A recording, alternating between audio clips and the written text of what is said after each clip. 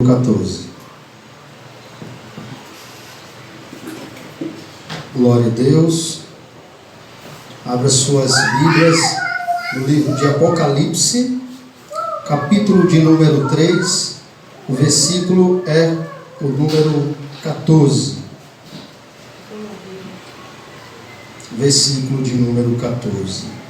Está escrito assim: ao anjo da igreja em Laodiceia, escreve estas coisas, diz o Amém, a testemunha fiel e verdadeira, o princípio da criação de Deus. Conheço as tuas obras, que nem és frio nem quente. Quem dera fosses frio ou quente, assim porque és morno, nem és quente nem frio, estou a ponto de vomitar-te da minha boca.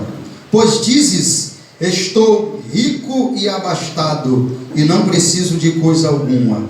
E nem sabes que tu és infeliz? Sim, miserável, pobre, cego e nu. Aconselho-te que de mim compres ouro refinado pelo fogo, para te enriqueceres, vestiduras brancas para te vestires, a fim de que não seja manifesta a vergonha da tua nudez, e colírio para ungir os olhos, a fim de que vejas, eu repreendo e disciplino a quantos amo. Se pois zeloso e arrepende-te. Eis que eu estou à porta e bato. Se alguém ouvir a minha voz e abrir a porta, entrarei em sua casa e cearei com ele e ele comigo. Ao vencedor dar-lhe-ei sentar-se comigo no meu trono, assim como também eu venci e me sentei com meu Pai no seu trono. Quem tem ouvidos, ouça o que o Espírito diz às igrejas. Louvado seja Deus. Pai querido e santo, bendito Deus de Israel, mais uma vez nós rogamos a Ti, ó Deus, a iluminação desse texto. Que o Senhor traga a iluminação, a interpretação, de modo que todos nós aqui sejamos edificados. Fale conosco de um modo impactante, tremendo, que todos entendam, creiam e sejam impactados. Traz convicção de pecados ao meio desse pequeno salão, Senhor. Receba a glória para si e nos conforma à imagem do seu Filho amado, em nome de Jesus. Amém. Pode sentar, louvando e glorificando o nome do Senhor.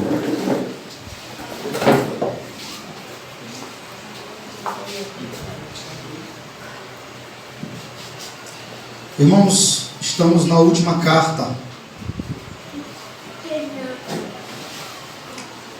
Que bom, irmãos, que Deus nos deu graça para terminar esse estudo maravilhoso das 7 cartas da igreja enviada às 7 igrejas da Ásia, do livro de Apocalipse. Eu acredito que essas pregações vão ficar lá, elas não saem mais, por gerações.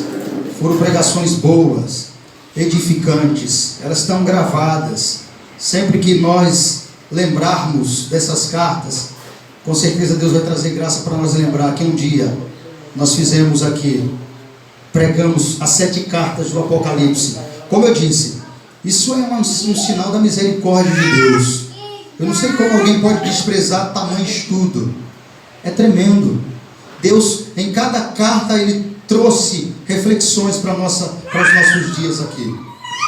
Você que não assistiu ainda, que tem cartas ainda para assistir, não deixe de assistir. É um pecado você deixar de assistir as pregações que está havendo aqui acerca das cartas do Apocalipse. Não deixe. Se você não assistiu alguma e perdeu, Sardes, acompanhe. Vá lá, está disponível no canal.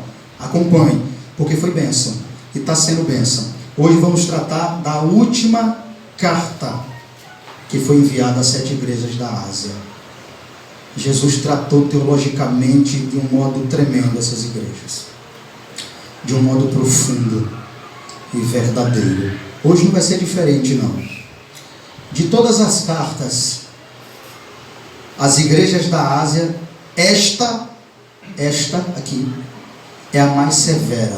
De todas as cartas, de todas. Preste atenção, por isso que é bom você acompanhar todas que foi pregada. De todas as cartas que foram enviadas às igrejas da Ásia, essa carta aqui é a carta mais severa. Jesus não faz nenhum elogio à igreja de Laodiceia. A única coisa que Laodiceia era, que a igreja tinha, era uma opinião de si mesma, mas completamente falsa. A cidade de Laodiceia foi fundada em 250 por Antíoco da Síria. A cidade era importante, era pela sua localização, ficava no meio das grandes rotas comerciais. Era uma cidade rica e polenta. William Hendrickson diz que Laodiceia era o lar dos milionários. Laodiceia era o lar dos milionários. Na cidade havia teatros lá, um estádio e um ginásio equipado com banhos. Era a cidade de banqueiros e de transações comerciais. Essa cidade que a igreja se encontrava, ela tinha todas essas pujanças. A igreja tinha a cara da cidade.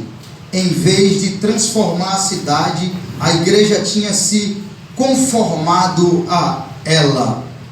Laodiceia era a cidade da transigência, e a igreja tornou-se também uma igreja transigente.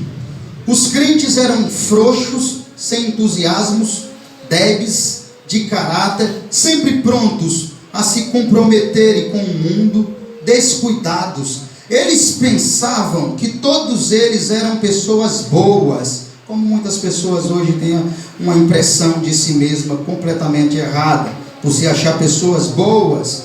Eles estavam satisfeitos com a sua vida espiritual. A igreja de Laodiceia é a igreja popular, satisfeita com a sua prosperidade, orgulhosa dos seus membros ricos. A religião deles era apenas uma simulação. George Land escreve dizendo: a carta não menciona perseguições por funcionários romanos. Você não vai ver aqui na carta que foi enviada à igreja de Laodiceia nenhuma perseguição lá, como teve em Esmirna e em outras igrejas. A carta não menciona perseguições por funcionários romanos, dificuldades com os judeus, você não vai ver essa carta, ou qualquer tipo de falsos mestres dentro dessa igreja. Não tinha lá. Laodiceia era muito parecida com Sardes, se você prestar atenção. É um exemplo de cristianismo nominal, acomodado. A maior diferença é que Sardes ainda havia um núcleo que tinha perseverado a fé viva. Ainda havia uns crentes em Sardes lá que perseveraram na verdadeira fé. Essa é a única diferença entre Sardes e Laodiceia, que lá ainda tinha alguém vivo. Em Laodiceia estava todo mundo morto. A igreja completa era carnal, interesseira, avarenta. Como disse, essa era a única diferença entre Sardes e Laodiceia. Tinha alguns vivos lá ainda, enquanto toda a igreja de Laodiceia estava tomada pela indiferença. Provavelmente, muitos membros da igreja participavam ativamente da alta sociedade da época deles lá. E esta riqueza econômica exerceu uma influência mortal sobre a vida espiritual da igreja. A cidade de Laodiceia destacava-se por 4 características. Eu quero que você preste bem atenção quais são essas 4. Em primeiro lugar, era um centro bancário e financeiro. Era uma das cidades mais ricas do mundo, lugar de muitos milionários. Para que tenhamos uma noção de quanto essa cidade era rica, essa cidade foi devastada por um grande terremoto e reconstruída sem aceitar a ajuda do imperador. Os habitantes eram jactanciosos de sua riqueza. A cidade era tão rica que não sentia necessidade de Deus. segundo lugar, era um centro de indústria de tecidos. Laodiceia produzia-se uma lã especial e famosa por lá, que não tinha em lugar nenhum, somente lá, no mundo inteiro. A cidade se orgulhava da roupa que produzia também. Em terceiro lugar, era um centro médico de importância. Ali, naquela cidade, havia uma escola de medicina famosíssima. Fabricavam-se 2 ungüentos lá, quase milagrosos, para os ouvidos e para os olhos. O pó frígio, para fabricar o colírio, era o remédio mais importante produzido na cidade. Esse mesmo colírio era exportado para todos os centros populosos do mundo naquela época. Em quarto lugar, era um centro das águas térmicas. A região era formada por 3 cidades vizinhas: Colossos, Hierápolis e Laodiceia. Em Colossos ficavam as fontes das águas frias. Em Hierápolis havia fonte de água quente, que em seu curso sobre o planalto tornava-se morna.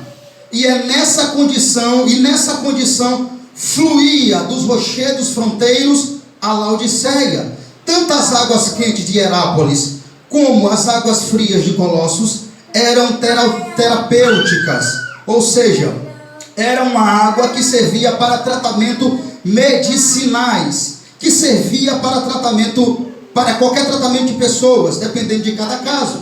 E nós sabemos muito bem que a água, ela tem essa função medicinal na vida de todas as pessoas. Por exemplo, as pessoas que ingerem pouca água, elas correm muito risco de produzir pedras no rins. Ao contrário, o risco é muito menor. E sem falar da hidratação do corpo e a necessidade de água. Todos nós temos necessidade e não podemos viver sem ela. Então, queira ou não, a água é um remédio para todos os seres humanos na face dessa terra. Além de matar a nossa sede, ela também consegue trazer curas para dentro do nosso interior e evita muitas doenças no corpo do ser humano se eles bebem água regularmente, como é recomendado por todos os médicos. Mas as águas mornas de Laodiceia eram intragáveis, não servia para nada. Mas aqui nós identificamos, nós começamos a entender a falta de vida em Laodiceia. Era uma igreja que tinha até, eu acredito, água de abundância lá, mas era uma água intragável. Não era terapêutica, mas intragável. Uma água insuportável, que não servia para nada, que esse tipo de água que não servia para nada, que não esse tipo de água não pode ser chamado de água terapêutica. E eles se intitulava ser viva, ser uma igreja que curava, mas não tinha um remédio para as pessoas que iam lá. Eis aí a identidade da igreja, irmãos. Uma água morna, uma água morna não serve para matar a sede de ninguém, não servia para curar ninguém, não servia para tratar de uma forma terapêutica a vida de ninguém. Todavia, uma água que não mata a sede não pode ser servida como água, porque a função principal da água é satisfazer a nossa sede. Laodiceia era uma cidade, era uma igreja que não matava a sede de ninguém. Se alguém chegasse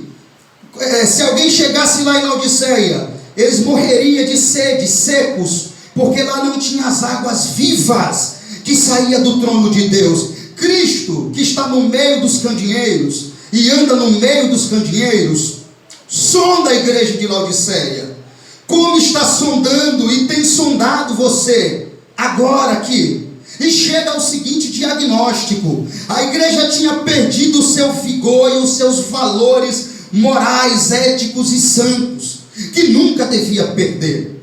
Irmãos, Laodiceia era frouxa, anêmica, era como uma catarata morna. Parecia que eles tinham tomado um banho morno da religião.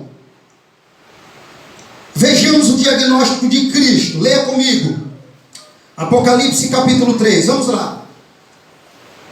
Ao anjo anjo da igreja em Laodiceia: escreve estas coisas, diz o Amém, a testemunha fiel e verdadeira. A palavra Amém aqui significa o consumador, aquele que iniciou e aquele que vai terminar todas as coisas, o início e o fim, o Amém, a testemunha fiel e verdadeira. O anjo é o pastor, o autor foi João, o lugar, ele estava na ilha de Patmos. Veja, uma carta foi enviada para a última igreja das 7. Conheço as tuas obras, que nem és frio nem quente. Quem dera fosses frio ou quente. Até aí. Veja o diagnóstico de Jesus com a igreja. Em primeiro lugar, Jesus identifica a falta de fervor espiritual lá na igreja. Jesus, de início, ele observa e ele identifica que não havia fervor lá dentro daquela igreja. Que naquela igreja não tinha corações ardentes por Cristo. Pessoas que amavam Ele, pessoas que ardiam por desejo de Cristo. Era uma igreja fingida. Era uma igreja que vivia de aparência. Era uma igreja que dizia estar viva, mas também estava morta. Não havia um coração ardente. Irmãos, há 3 temperaturas espirituais: um coração ardente, um coração frio e um coração morno. Só existem essas 3. Um coração ardente que arde por Cristo, um coração frio e um coração morno. Irmãos, faltava fervor espiritual à igreja de Laodiceia. A vida espiritual da igreja era morna, apática, indiferente e nauseante. A igreja era acomodada. Conhece crentes assim acomodados? O problema da igreja não era heresia, mas apatia. Veja bem, o que é um crente acomodado nos dias de hoje? Eu vou descrever rápido o que significa um crente acomodado nos dias de hoje, para você que vai me assistir pelo canal e para você que está aqui me assistindo. O crente que já não se preocupa com a sua vida espiritual com Deus, o crente que não se preocupa em ser cheio do Espírito Santo, o crente que não se preocupa em jejuar, orar em madrugadas, fazer culto nos lares, participar das atividades na igreja, o crente que não se preocupa em ir para a reunião de oração, em ir ao culto evangelístico, em ir para a evangelização da igreja. Acabei de descrever um crente nos dias de hoje que vivemos acomodado. Esse é o diagnóstico de um crente acomodado nos dias de hoje. É para esse tipo de crente aqui, morno, que Jesus disse: eu estou a ponto de te vomitar da minha boca. Foi para esse tipo de crente aqui, acomodado, que eu acabei de dizer, que Jesus direciona a palavra e diz: eu estou a ponto de vomitar-te da minha boca. Irmãos, o nosso fogo espiritual, íntimo, está em constante perigo de enfraquecer ou morrer. O braseiro tem que ser cutucado e alimentado e soprado até incendiar dentro dos nossos corações.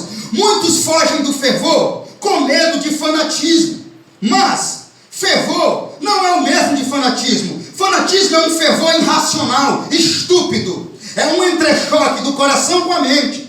Jonathan Edwards diz que precisamos ter luz na mente e fogo no coração.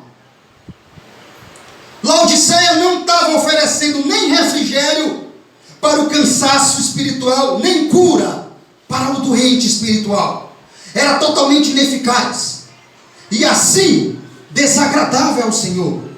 E mais, é mais honroso ser um ateu declarado do que um membro morno, acomodado e indiferente dentro de uma igreja evangélica. É mais honrado ser um ateu declarado do que um membro acomodado, indiferente dentro de uma igreja evangélica. Irmãos, uma das características de ser morno também é ser cego à sua própria, à sua verdadeira condição espiritual.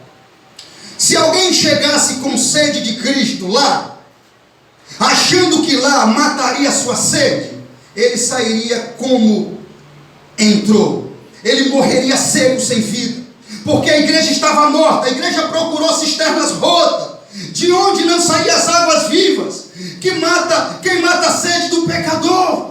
Ou seja, como o nosso mestre é espetacular, como ele mostra a sua onisciência, como ele mostra aqui a sua onipotência, a sua onipresença, como ele mostra o seu poder e a sua glória, mostrando a Laodiceia, que conhece o contexto geográfico completo da cidade, tanto das riquezas, quanto dos 3 tipos de água que rodeavam aquela cidade. Herápolis, fonte de água quente; Colossos, fonte de água fria; Laodiceia, fonte de água morna, intragável. Essa é a cara da igreja, que não tinha influência, não tinha santidade, doutrina, amor. Não tinha presença de Deus, de Cristo, suficiente para curar pessoas, que fosse lá para restaurar vidas de pessoas, que fosse lá para matar a sede de sedentos, que fosse lá com sede de Deus. Ela não tinha, ela era a cara da cidade. Irmãos, você já imaginou você com muita sede, e que você para numa casa e pede um copo de água a alguém, e essa pessoa traz um copo com a água para você. Quando você bebe, essa água está morna. Ela não pode matar a sua sede, ela não pode satisfazer a sua sede, ela não pode satisfazer aquela sede que você estava constante de matar a sua sede. Ela não pode, porque ela está morna. Água morna não mata a sede. E é essa a ideia. Jesus pega o termo geográfico da cidade para aplicar à sua igreja. Jesus conhece o termo geográfico das nossas vidas. Ele conhece onde você habita, ele conhece onde você se encontra, ele conhece onde você mora. Assim como a igreja de Laodiceia, ele conhecia o lugar que essa igreja habitava, e lá as águas eram mornas. Lá a água não era terapêutica, não era uma água medicinal, não matava a sede de ninguém, era uma água morna. Mas você parou ali por causa da sua sede, para matar a sua sede, satisfazer a sua sede, até porque ninguém pode viver sem água. Então você vai lá procurando aquilo que você tem necessidade. Naquele momento o homem vem com uma água morna, e quando você vê, quando você sente, você apanha para fora rapidamente, porque ela não matará a sua sede. Todavia aquele homem foi cruel com você, ele enganou você, ele não pôde ajudar você, ele não foi verdadeiro com você, ele lhe trouxe uma água que não pode lhe fazer bem, somente mal. Assim é a identidade da igreja de Laodiceia. Ela não curava ninguém, ela não fazia bem a ninguém. A água que fluía nela é a comparação da igreja. A água que rodeava lá, a água que eles bebiam, é a identidade concretizada da igreja de Laodiceia. Não mata sede, não cura, não é terapêutica. E toda a igreja tem que ter uma essência para matar a sede do pecador. Tem que ser uma igreja terapêutica para curar os enfermos, e tem que ter vida para trazer vida aos mortos. É uma função original de toda igreja. Não existe uma igreja se ela não tiver vida e água. E você vai entender mais na frente que representa essa água que Laodiceia não tinha. Não tinha água lá. Não tinha água para matar a sede das pessoas. Assim era a igreja de Laodiceia. Era esse tipo de água que estava arrodeando lá. Era esse tipo de água que dava aos seus fiéis, as pessoas que chegavam lá com sede. Veja, irmão, ninguém pode viver sem água, não é? Assim como não pode viver sem Cristo.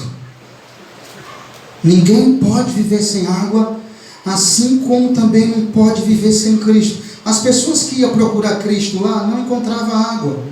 A água que a mulher samaritana bebeu e jorrou do seu ventre para a vida eterna. Você entendeu agora que tipo de água é? Que eu estou falando não é a água do Deso ou a mineral. Por isso, veja, quando Cristo pega o contexto geográfico da igreja, comparando a água, já saiu do termo humano, agora é espiritual. Enquanto Cristo estava falando, é literal, geograficamente Cristo falando. Não tem essa água aí que vocês estão vendo? que não mata a sede de ninguém, não serve para nada, para cura, para nada. Uma água empática, uma água que está me causando náuseas. Não tem essa água aí? Pois essa água aí é a identidade da igreja de Laodiceia. Não cura ninguém, não salva ninguém, não traz vida a ninguém. Então o que Cristo queria que essa igreja tivesse? A água que mata a sede do pecador, a água que purifica o coração do pecador, a água que a mulher samaritana bebeu. Aleluia. Que água foi essa, pastor? Uma água que ela bebeu, jorrou no seu ventre para a vida eterna. A água que Jesus falou em João capítulo 7, versículo 37. Olha o que ele diz: no último dia, o dia da grande festa, levantou-se Jesus e exclamou: se alguém tem sede, venha a mim e beba. Você escutou isso? Se alguém tem sede, venha a mim e beba. Onde é que o pecador pode ir a Cristo e beber a água hoje, nos dias de hoje? Na onde? Na igreja. A igreja é o lugar onde o pecador vai com sede e sai de lá satisfeito. Vai com fome e sai de lá satisfeito. É a igreja que contém a água, que representa o Espírito Santo de Deus. Aleluia. E lá o Espírito Santo não era a pessoa do culto, não era a essência do culto. Eles não eram cheios do Espírito Santo. Então olha o que Jesus diz aqui. No dia da grande festa, levantou-se Jesus e exclamou: se alguém tem sede, venha a mim e beba. E quem crê em mim, como diz as Escrituras, do seu interior fluirão rios de águas viva. Glória a Deus. Na igreja de Laodiceia não podia acontecer isso lá. Ninguém podia chegar lá e do seu interior fluir rios de águas vivas. Por quê? Porque não tinha água viva lá.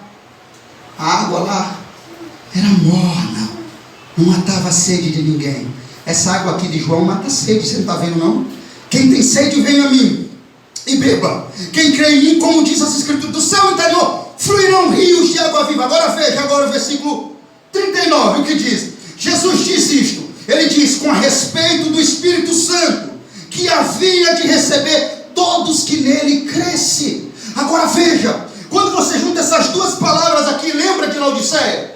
Com uma água suja, morna, que não era terapêutica, não curava, não matava a sede de ninguém. Jesus compara o Espírito Santo a uma água que mata a sede do pecador. Então lá não podia haver convenção naquela igreja, transformação não havia lá. Os crentes eram presunçosos, soberbos. Qualquer pessoa do mundo que viesse para lá para matar a sede, vinha com sede, voltava com sede, vinha ímpia, voltava ímpia. Por quê? Porque lá não tinha as águas vivas. Glória a Deus. Não tinha, que mata a sede do pecador. Não tinha essa água aqui de João 7,37. Não tinha. Então era impossível que pessoas crescem e fossem salvas. Agora vejam, toda a igreja verdadeira, ela tem que ter essa água que representa o Espírito Santo. Ela tem que ser cheia do Espírito Santo, dessa água que representa o Espírito Santo, que converte, que convence, que transforma o pecador, que cura, que muda, que mata a sede do pecador. Entende? Laodiceia não era cheia do Espírito Santo. Então como alguém podia beber dessa água lá? Ou seja, sem a forte presença do Espírito Santo naquela igreja, todavia, não tinha como haver convenção genuína e verdadeira naquela igreja, porque lá não tinha água viva que mata a sede do pecador. Laodiceia era uma propaganda enganosa, irmãos. Laodiceia era falsa, dissimulada. Ela tinha riqueza, mas não tinha fruto do Espírito. Ela tinha colírio, mas não tinha visão. Ela tinha roupa, mas andava nua, mostrando seus pecados. Era a igreja inoperante, igual ao mundo. Não era uma igreja terapêutica. A igreja de Cristo tem que ser terapêutica. Ela tem que estar pronta para cuidar de pecadores, acolhê-los, dar água a eles. Se ele estiver com sede, ela tem a obrigação de ter essa água dentro dela para matar a sede dos pecadores que entra querendo água limpa, que o mundo não pode dar a elas. Alguém ia até Laodiceia para ver se tinha água lá, diferente do mundo. E quando eles chegavam lá, eles encontravam a mesma água que eles bebiam no mundo. Todavia, eles entravam de um jeito doente, com sede, precisando de um tratamento espiritual, e saía de lá pior do que entrou. Você entendeu porque foi a carta com mais rigor? Você entendeu porque Cristo foi mais rigoroso com essa carta, com essa igreja? Porque que Cristo diz a ela coisas que ela não esperava ouvir. Talvez, como está dizendo para mim e para você aqui, também coisas que você talvez nem queria, nem esperava ouvir. Jesus fez isso com essa igreja lá, porque era terrível a propaganda enganosa dela. Uma igreja rica, pujançosa, mas pobre. As pessoas iam lá doentes. As pessoas iam lá com sede, precisando de um tratamento espiritual, e saía de lá pior do que entrou. Saíram de lá revoltados, porque talvez dizia: o único lugar que eu tinha certeza que encontraria água para matar a minha sede, curar e restaurar, lá ele não encontrou isso. O único lugar que eu tinha certeza que seria diferente do mundo, dos prazeres do mundo, e quando ele chegava, um visitante ou qualquer pessoa da igreja de Laodiceia, ele não encontrava nada de diferente que ele costumeiramente encontrava no mundo. E eles saíram de lá revoltados, porque o único lugar que eles tinham certeza que encontraria água para matar a sede deles, cura e restauração, e ela está na mesma retidão do mundo. Eles voltam pior para o mundo. Não é essa a identidade de muitas igrejas hoje? As pessoas vão procurar água cristalina que vem do trono de Deus, a palavra limpa, pura, que transforma, cura e liberta. E quando chega lá, o que eles encontram é algo pior ou igual o que eles estão vendo no mundo. Então eles voltam para lá, revoltados, decididos a nunca mais procurarem uma igreja. É o que está acontecendo aí fora. Ô irmão, você e eu tem que ter muito cuidado para não chegar a esse nível aqui, de fazer um diagnóstico de você mesmo, e você mesmo se aprovar. Eu falei aqui na outra mensagem de Sardes que o testemunho das Escrituras é que testifica quem você é, não o seu próprio. Muitas pessoas nem é quente, nem é frio, mas morno.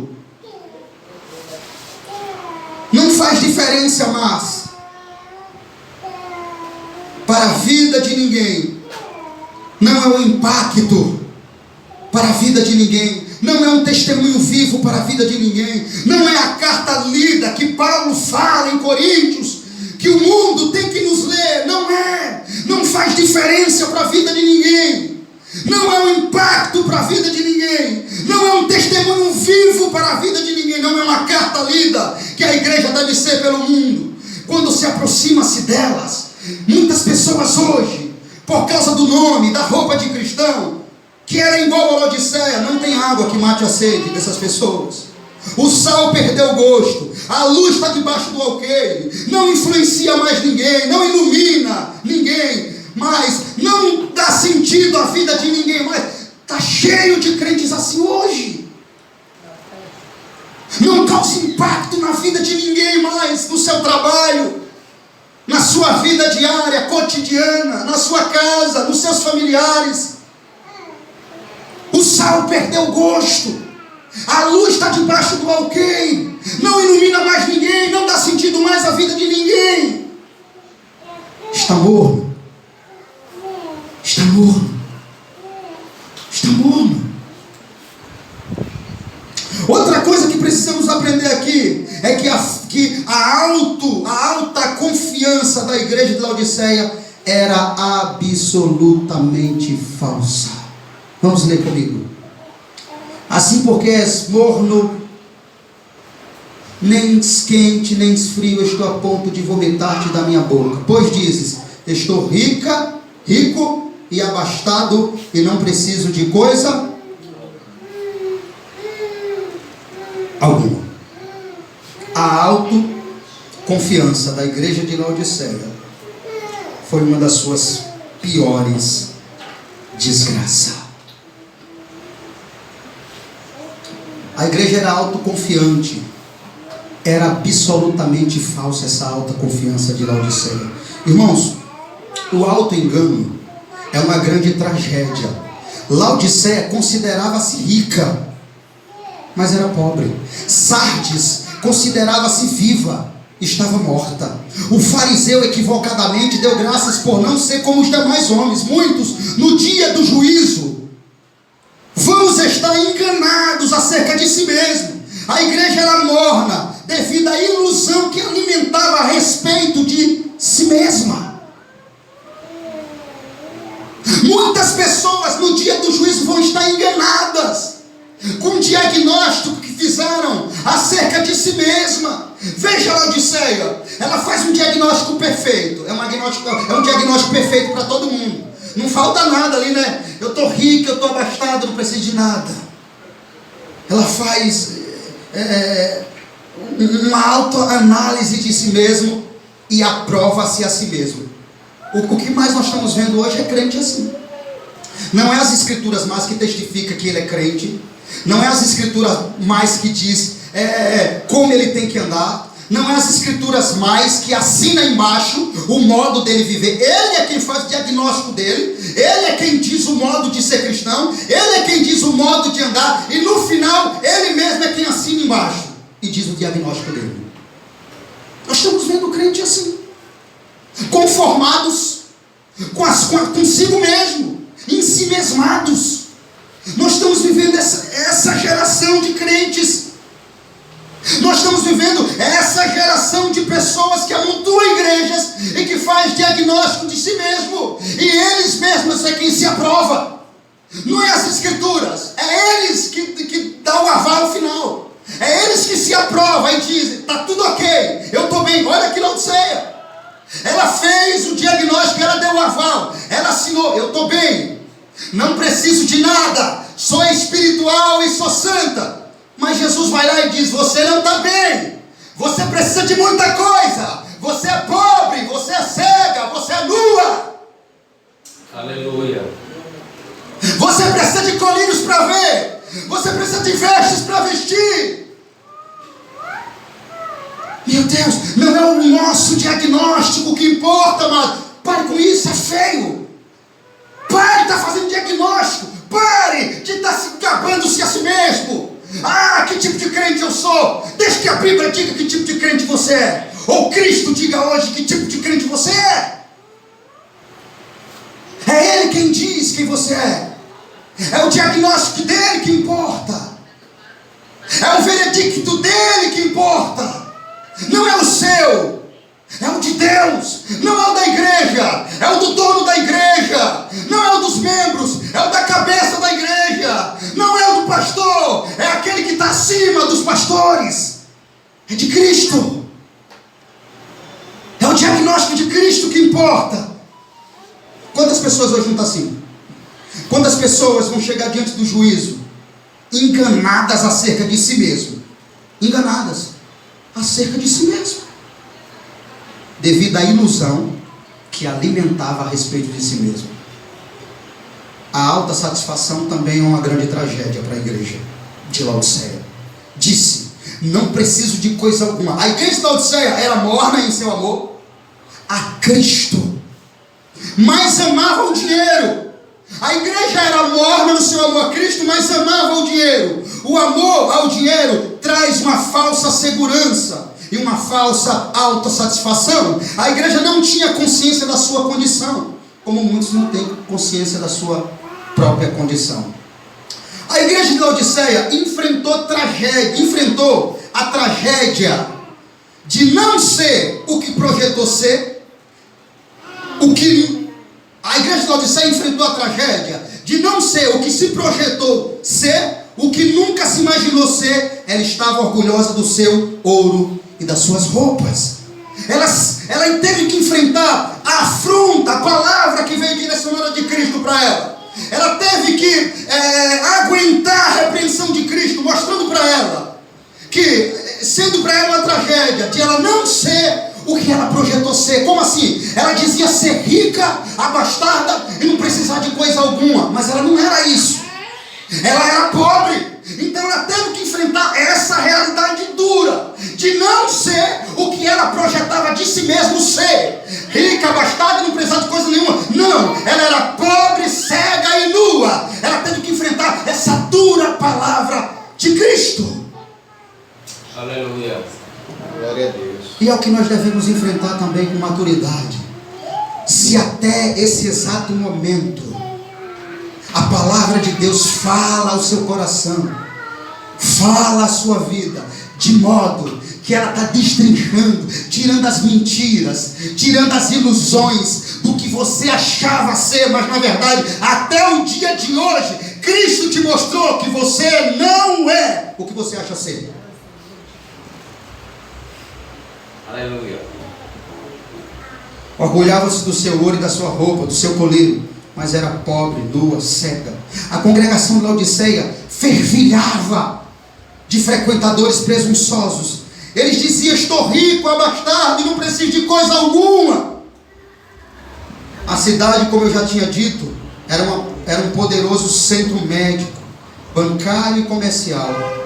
O orgulho de Laodiceia era contagioso. Os cristãos contraíram a epidemia da soberba, o espírito de complacência, insinuou-se na igreja e corrompeu os membros da igreja, tornou-se convencidos e não convertidos. Irmãos, para te falar a verdade, o que mais tem nas igrejas hoje é crentes convencidos e não convertidos. Eles são convencidos que eles são de Deus. Eles são convencidos que está na direção certa. Eles são convencidos que são cristãos, mas não convertidos. A igreja de Laodiceia era convencida e vaidosa, mas não convertida e fervorosa.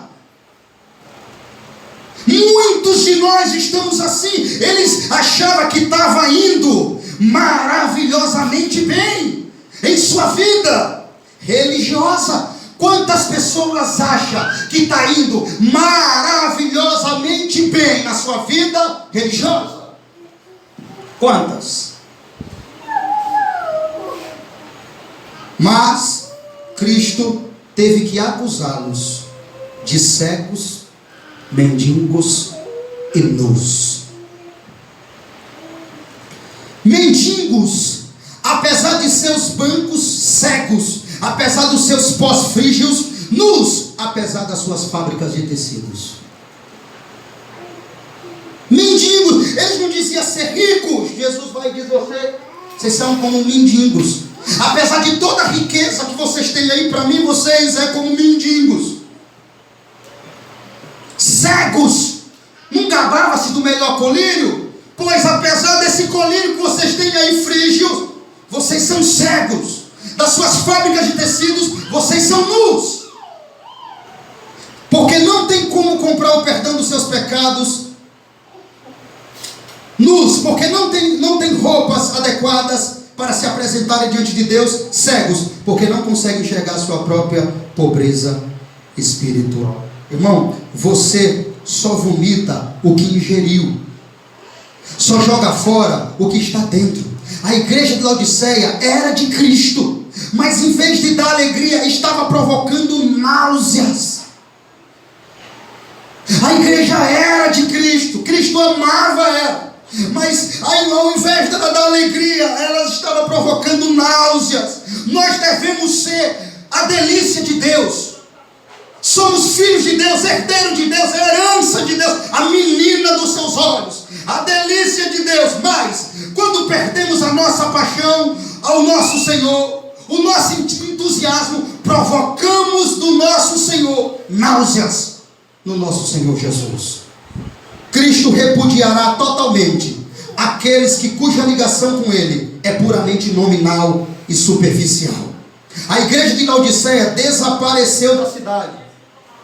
Só resta ruínas, a igreja perdeu o tempo da sua oportunidade. Agora preste atenção, Cristo se apresenta a essa igreja como mercador. Leia comigo. Versículo de número 18. Aconselho-te que de mim compres ouro refinado pelo fogo, para te enriqueceres, vestiduras brancas, para te vestires, a fim de que não seja manifesta a vergonha da tua nudez.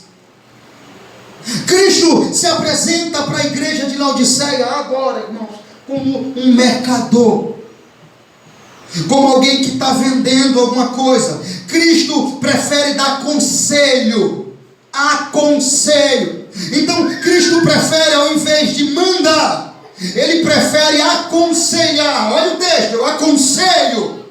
Cristo, Ele aconselha a igreja como aconselha a você que está aqui presente, que vive uma vida acomodada, fria, morna, longe de um fervor espiritual de Deus. Ao invés de Cristo mandar hoje, Ele está aconselhando que dele compres ouro refinado. Aleluia! Cristo se apresenta à igreja como mercadores espiritual. Cristo prefere dar conselho em vez de dar ordens. Sendo soberano do céu e da terra, criador do universo, tendo incontáveis galáxias de estrelas na ponta dos teus dedos, tendo direito de emitir ordens para que lhe obedecemos, prefere dar conselhos. Ele poderia ordenar, mas prefere aconselhar. Como disse, Cristo se apresenta à igreja como mercador espiritual. Os seus produtos são essenciais, seu preço é de graça. A notícia é gloriosa para os mendigos e cegos e nus. Eles são pobres, mas Cristo tem ouro. Eles estão nus, mas Cristo tem roupa. Eles estão cegos, mas Cristo tem colírio para os seus olhos. Cristo exorta a igreja a adquirir ouro para a sua pobreza, vestimenta brancas para a sua nudez e colírio para a sua cegueira. A preciosa mercadoria de Cristo, que Cristo oferece, é vital. O ouro que Cristo tem é o reino dos céus. A roupa que Cristo oferece são as vestes da justiça e da santidade. O colírio que Cristo tem abre os olhos para o discernimento. Aleluia. Só Cristo pode enriquecer nossa pobreza, vestir nossa nudez e curar nossa cegueira. Agora preste bem atenção, irmãos, que o desgosto anda junto com o amor. Versículo de número 19. Eu repreendo e disciplino a quantos amo. Sê, pois, zeloso e arrepende-te. Veja, Cristo não desiste da sua igreja. Apesar da sua condição, Ele ama antes de revelar o seu juízo, de vomitar da boca, Ele demonstra a sua misericórdia, dizendo: repreende e disciplino aqueles quanto amo. Veja, Cristo não tinha vomitado ainda a igreja da boca dele, mas ele estava pronto para vomitar. Ele ainda não tinha, ele diz: eu estou a ponto de vomitar da minha boca, mas ainda não vomitei. A disciplina, irmãos, é um ato de amor. A pedra preciosa, para brilhar, tem que ser lapidada. A uva precisa ser pisada para produzir vinho. Isso porque Cristo salva-nos do juízo final. Por isso que Ele nos repreende e nos disciplina. A base da disciplina é o amor. Porque Ele ama, Ele disciplina. Porque Ele ama, Ele chama ao arrependimento. Porque Ele ama, Ele nos dá uma oportunidade de recomeçar. Porque Ele ama, Ele está disposto a perdoar os nossos pecados. Porque Ele ama. Sê, pois, zeloso e arrepender-te. Porque Ele explica: eu repreendo porque eu amo. E é porque Ele ama que Ele faz isso, que Ele está pronto para perdoar os nossos pecados. Sê, pois, zeloso pois, zeloso, toma uma decisão hoje. Ser, pois, zeloso, deixa o acomodismo hoje. A mordidão hoje, o conformismo com o estado espiritual caído que você se encontra hoje. Ser, pois, zeloso, arrepende-te. Vamos lá, lê comigo de novo versículo 19. Cristo falando para nós e para você aqui essa noite. Eu repreendo e disciplino a quantos amo. Ser, pois, zeloso, arrepende-te.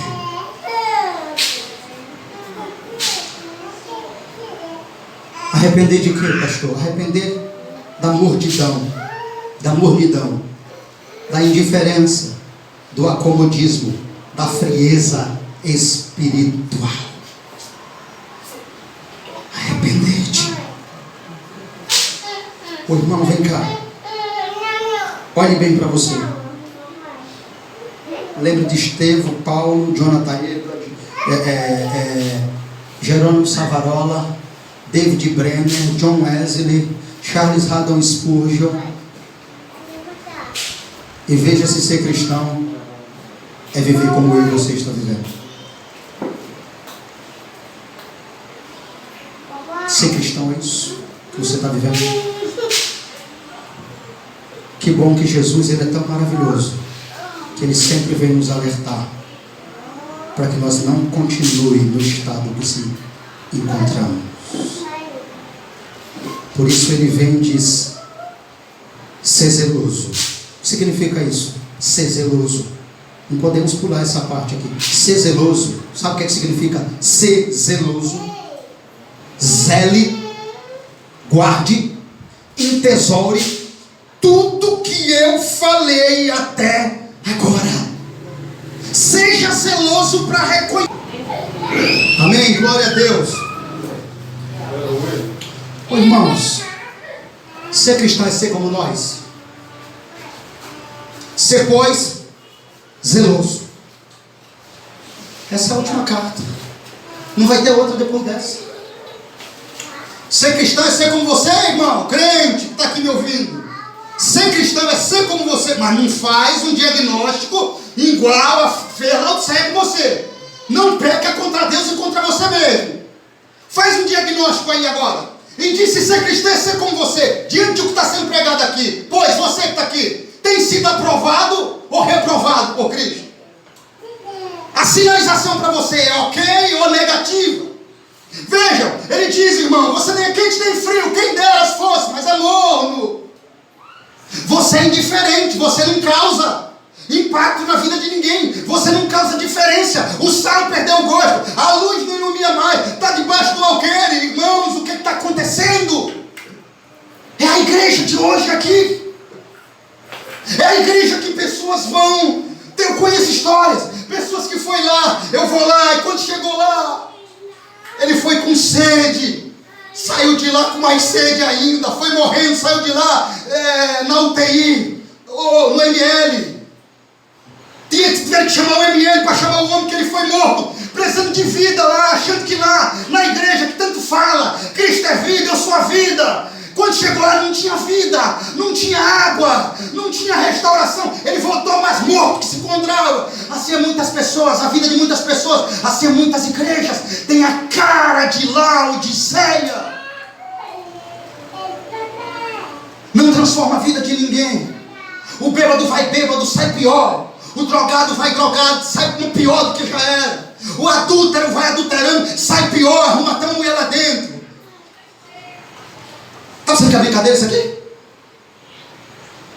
O adúltero vai para a igreja lá, ele já adulterou lá fora. A igreja é tão carnal que ele encontra outra carnal lá dentro, já adultera lá dentro também. Porque é uma igreja que não tem água. A água que mata a sede. As águas vivas.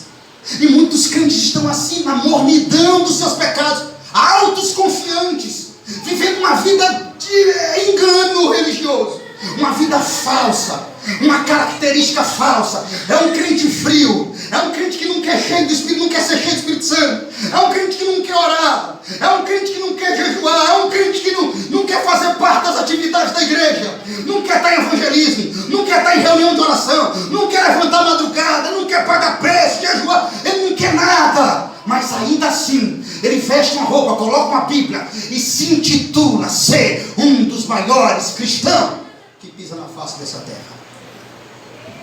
Aí Jesus vai lá para ele, chama ele aqui, se tiver alguém aqui, Jesus está chamando ele. E diz, vou te dizer uma coisa agora, sabe quem é você? Você é pobre, cego. Cego por quê? Porque você não conseguiu ver ainda não, como você está vivendo. Você não consegue enxergar que isso não é cristianismo. Você é pobre, cego, e você está nu, está mostrando as vergonhas da sua nudez. Mas Jesus não para aí, é tão bom que ele diz, eu aconselho a você que é cego, eu tenho colírio para você, eu aconselho você que é nu, eu tenho a roupa para você vestir. Aleluia. Aí agora ele vem aqui, corre e diz, sê pois zeloso, pega o meu colírio, sê pois zeloso, toma as minhas vestes que eu estou te dando. Sê pois zeloso, não seja soberbo. Ah, Jesus, não preciso não, estou vestido, você está nu. Eu estou enxergando, você está cego.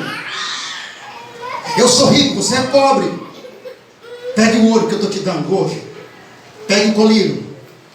Pegue as vestes. E não saia daqui mais sem ver. Não saia daqui mais pobre. Não saia daqui mais nu. Saia rico. Saia vestido. E saia vendo. É isso que Jesus faz. Por isso ele diz, eu estou acabando, ser pois zeloso. Ô irmão, é uma das partes que eu quero mais chamar a sua atenção. Seja zeloso, crente.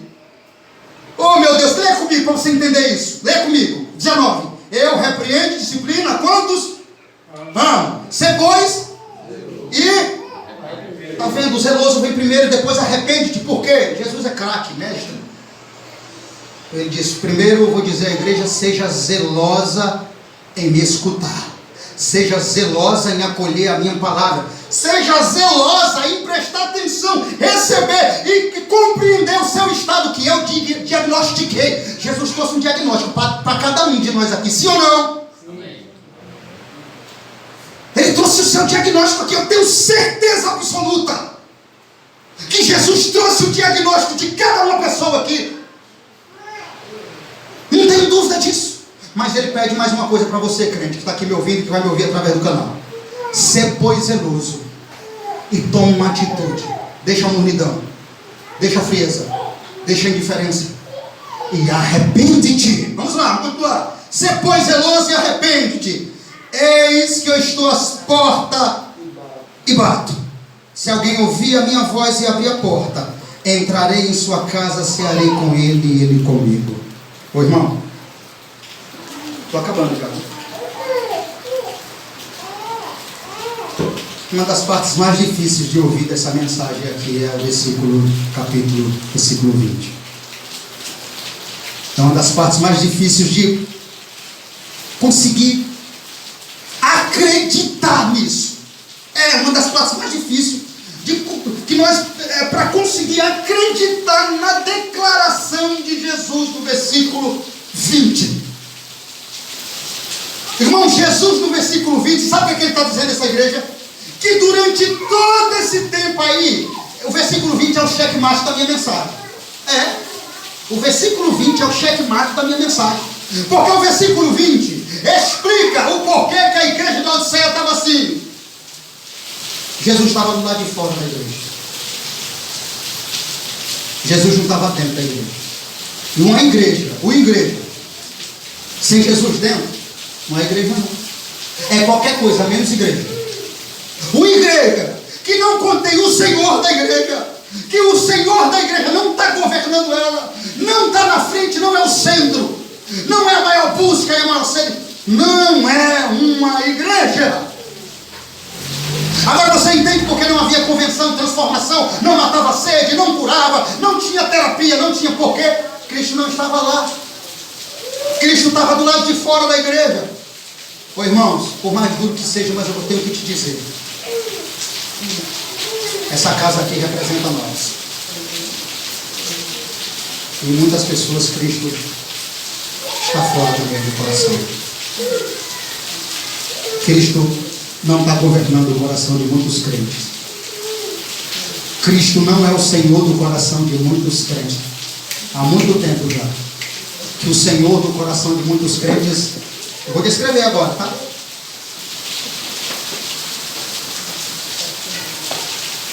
É a soberba,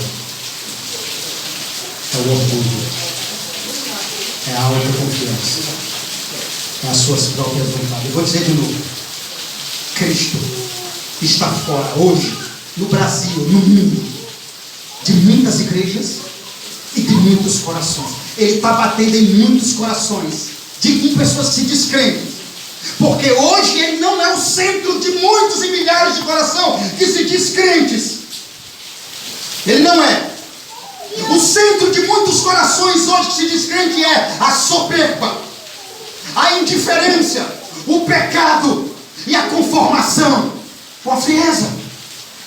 Não é Cristo o Senhor dessa porta. Cristo mostra a necessidade hoje de uma decisão pessoal. Hoje eu estou à porta e bato. Se alguém ouvir e abrir, eu entrarei. Jesus bate através das circunstâncias e chama através da sua palavra.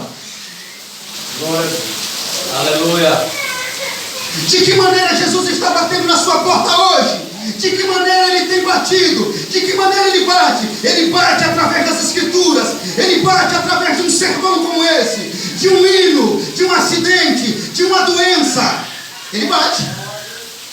De que maneira, pastor? Jesus bate na porta através de um sermão, através das escrituras, através de um hino bíblico, através de um acidente, através de uma doença.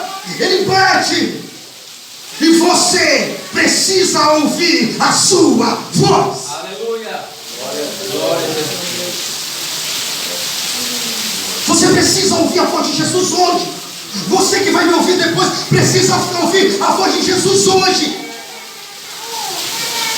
É hoje que Jesus está dizendo: eu estou batendo, eu estou do lado de fora. Olha a sua vida, meu irmão. Olha se Cristo está aí dentro. Quantas coisas desarrumadas, tudo bagunçado. Quando Cristo está, tudo coloca-se em seu lugar. Ele organiza a casa. A casa tem ordem, a casa tem decência. Cristo não está aí. Cristo não está ocupando esse lugar. Você precisa ouvir a voz de Jesus. O convite é para um relacionamento pessoal com Cristo. É um convite para cear com Ele, irmão. Tudo bem, foi uma declaração tamanho estupenda. Nós ouvimos que Cristo está do lado fora da igreja. Mas também um chamado, irmão. Você quer honra maior do que cear com Cristo? Cristo está dizendo assim: não, sério, as ceias que você tem feito aí com os banqueiros, as pujanças de grandes banquetes, a riqueza costumeiramente que está nas suas mesas, porque claro, os homens eram ricos. Os homens eram ricos. Então, costumadamente, a ceia lá era farta. Jesus diz o seguinte: aquele que abrir a porta, ele não vai ceiar mais com o pecado, ele não vai ceiar mais com a mordidão, ele não vai ceiar mais com a indiferença, ele não vai ceiar mais com a riqueza. Aquele que abrir a porta vai ceiar comigo. Aleluia. Com a vida, com a roupa, com o colírio, com o ouro fino.